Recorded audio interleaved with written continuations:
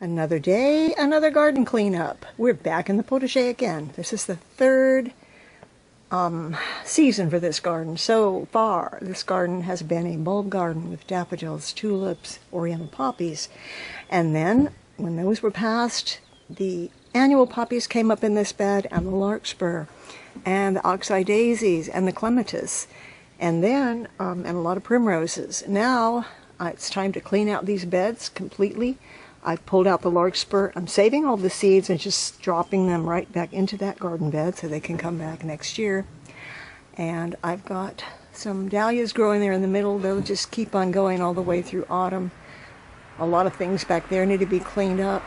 And I'm ready to put in these everlastings because I'm going to make this an everlasting flower bed for the last season. And these little seedlings have just been waiting to get into the ground. I just hadn't had a chance to do it.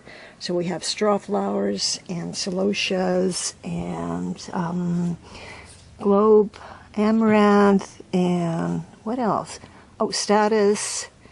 And here are those little lavenders. Dare I try to put my little lavenders in the ground. Here in the potager have been host to many different plantings so far this year.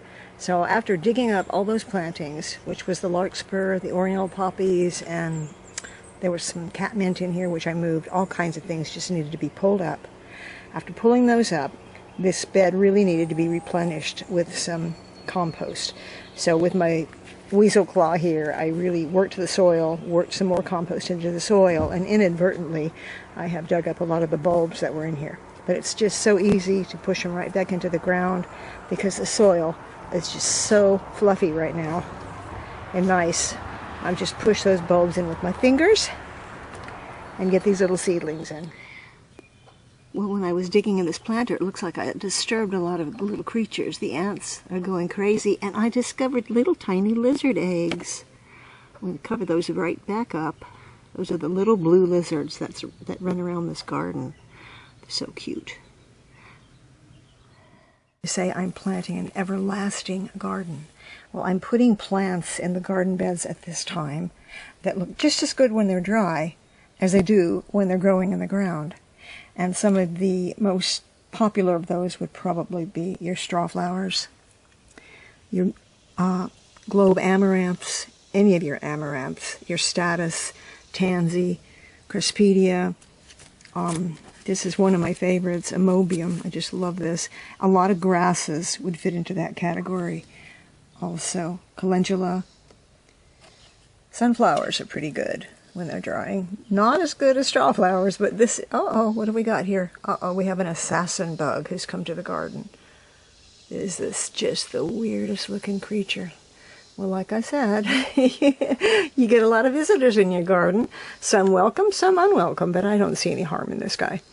Anyway, so here is one of my absolute favorites. Isn't this the cutest little thing in the world? This is called amobium, or it's also called winged everlasting or pearly everlasting. And this one is a perennial. Most of them are not perennial. Most of them are annuals. You have to put them in every year. But let me just walk around and show you where I put them and what they look like as they're growing. Or just a handful of the dried flowers and the everlastings that you can plant in your garden, in your everlasting garden, because roses and certain grasses and even weeds make wonderful everlastings. There's the strawflowers and some roses. Here's some craspedia. More strawflowers. I really love the strawflowers. And yarrow. Okay, always yarrow. And I'm looking for the grasses because those can be really beautiful. I only tried 2 grasses this year. Quaking grass, which is this one. This is another quaking grass.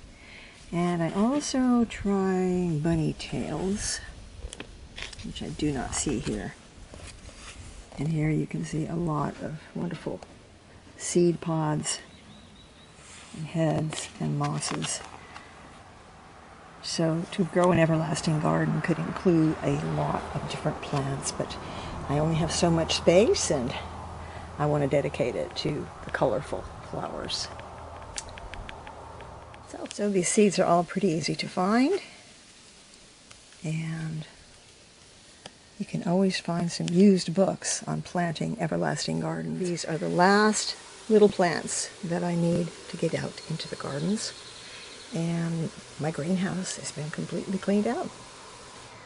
So it really served me well this year. I got a lot of plants in, not as many as I'd hoped. I just didn't have enough time, but I did a lot of things that I'm pretty happy about.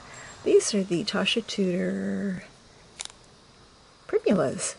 And these need to go in a cool, shady area, so I haven't found a home for them yet. Isn't it funny how you can plant something all in the same soil, all under the same conditions, and you'll get one of them looking like this, and you'll get some right next to them looking like that, all puny and weird. Anyway, I think they're getting too hot out here because the leaves are starting to crunch up. So I really need to find a nice, cool garden for these plants. Stella. This is Stella in a cleaned greenhouse. Every tray has been emptied. Everything's been straightened out in here. And it's just too hot to even be in here.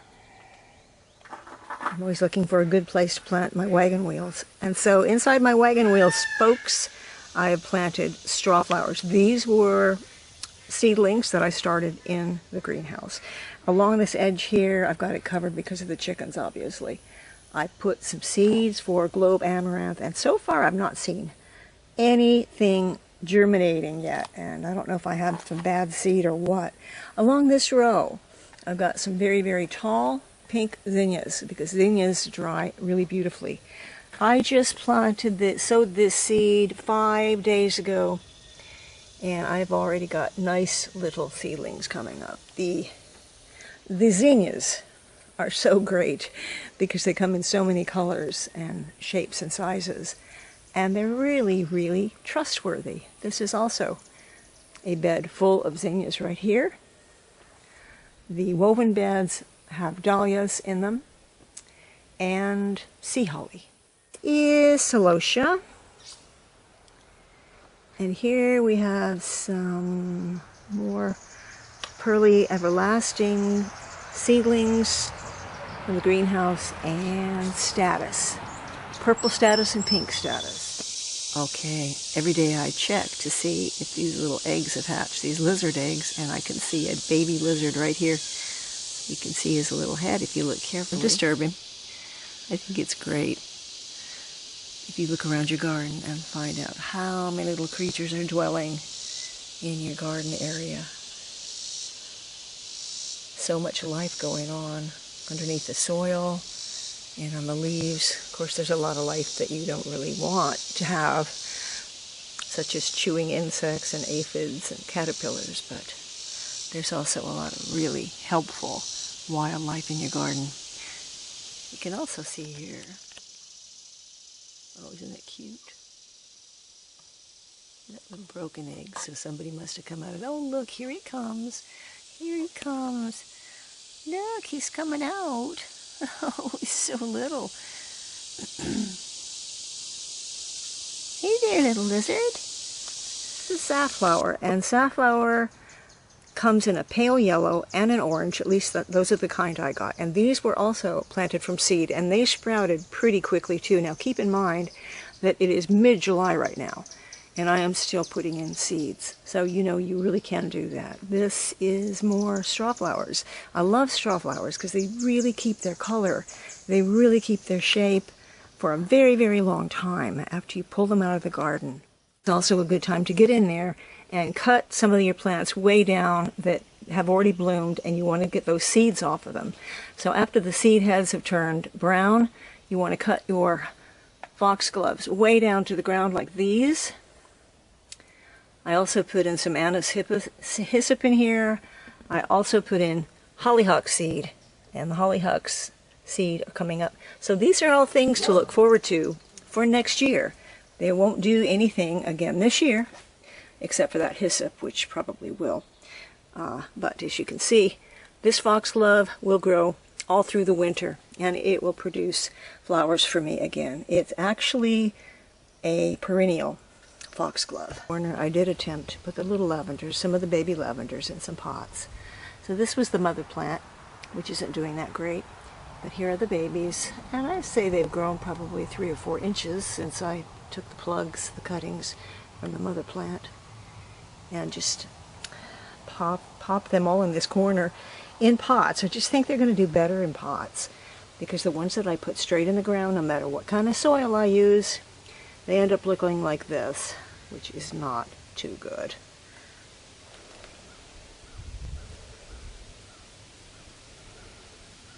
Some of these I'm experimenting with in pots because they're grasses, and I just don't want grasses growing all over my garden. So this is quaking grass, and then I have another one with bunny tails, and this is tansy, which I also know can take over. Another great plant for drying is rudbeckia. And when you do the rudbeckia, don't dry them upside down, just dry them upright in a pot. Feverfew in a pot. Oregano, not such a great dried flower, but a beautiful cut flower once you get those flowers going. Really, really beautiful. And in here I put some billy buttons, which is Craspedia, which are little yellow balls. Little yellow balls. And along here, more globe amaranth seeds. I only see a couple sprouting up. Scabiosa, that'll be good for next year. That one's a perennial. Another planting along the fence where I cleared out some patches. This is where the lupins bloomed earlier, some of the lupins, and now they are done because they do not like the hot weather. And I sprinkled in here hollyhock seed. There's a tiny little hollyhock already coming up, and once again, that will not do anything but grow this year and through the winter. I will not got any blooms on that until next year. But I also sprinkled in here some Floret Farm zinnias, which were sent to me. Thank you very much for that. And I'm looking forward to seeing those starting to come up, because those are supposed to be pretty special zinnias. So keep an eye on that. Clary sages are also very good to use as dried flowers. And this one is just now starting to put out some bloom. Now before I cut everything down to the ground that was previously growing in this garden. Hey, you know, that looks pretty good actually for oregano. That's dried pretty nicely. You still have that purple color. Anyway, I took all the heads off so that I have the seed heads, and I am always fascinated by the creative design of seed heads. When I say creative design, I am talking about our Creator who made all the flowers, all the seeds, all the plants, all the earth. The sun, the moon, and the stars. Everything that helps us to grow these beautiful plants in our gardens. But what fascinating little bits of design are these seeds. These are the larkspur seeds are inside here. Of course, we've always got the poppy heads.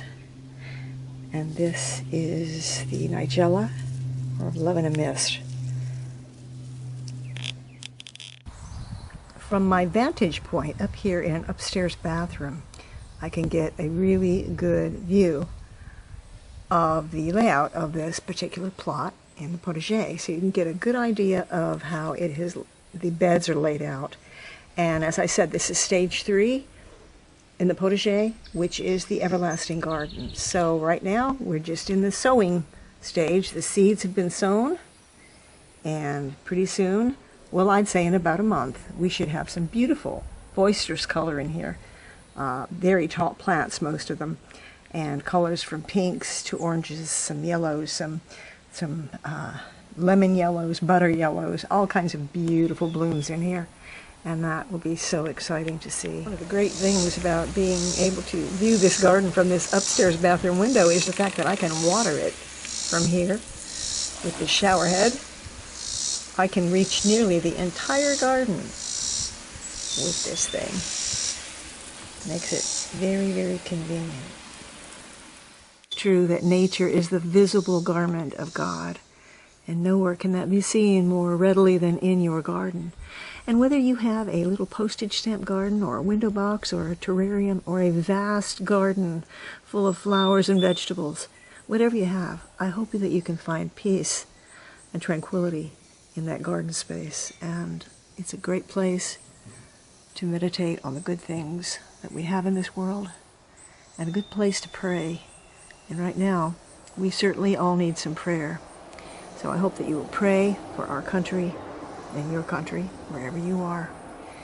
And I wish you all well. Until next time, from Hopalong Hollow, this is Jerry. Bye-bye.